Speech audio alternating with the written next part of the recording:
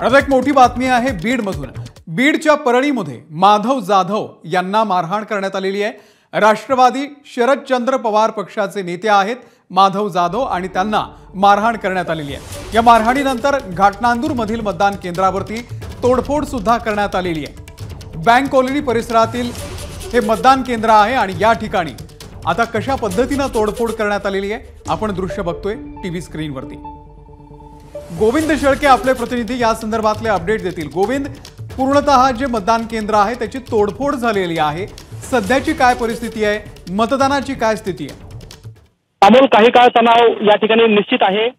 घाटनांदूर हे छोटी बाजारपेठ असलेलं गाव आहे आणि ते गाव बंद झालेलं आहे। एकूण पोलीस मोठ्या प्रमाणामध्ये गावामध्ये आला येत आहेत। SRPची एक तुकडी गावामध्ये पोहोचले। मात्र ही जी घटना घडली आहे ती घटना घडण्याचं कारण हे आहे की अडगट माधव जाधव जे राष्ट्रवादी काँग्रेस शरद पवार गटाचे नेते आहेत त्यांना परळी शहरातील बँक कॉलनी मतदान केंद्राच्या तिथे मारहाण झाली आणि त्याचा व्हिडिओ व्हायरल झाला। त्याचे पडसाद माधव जाधव यांचं जे मूळ गाव आहे त्या घाटनांदूरमध्ये झाले। आपण बघतोय की घाटनांदूरमध्ये एका मतदान केंद्रावरती मतदान चालू असताना कार्यकर्तेमध्ये घुसले आणि त्यांनी मतदान केंद्राची नासधूस केली आहे। या ठिकाणी मशीन पण फुटली आहे। एकूणच परळीमध्ये जी काही घटना घडली होती त्याची ती रिॲक्शन आहे असं कार्यकर्ते म्हणतायत आणि सध्या परळी विधानसभा मतदारसंघातील घाटनांदूर या ठिकाणी मात्र तणावाचं वातावरण आहे।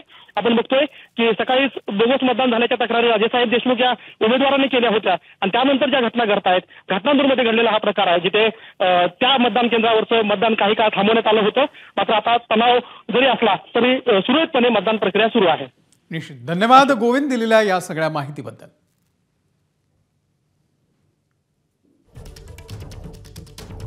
तर तोडफोडच्या या घटनेमुळे मतदान काही काळ बंद झालेलं होतं, परंतु आता पूर्ववत सर्व यंत्रणा कार्यरत आहे। मतदानाची प्रक्रिया या ठिकाणी पुन्हा एकदा सुरू झालेली आहे।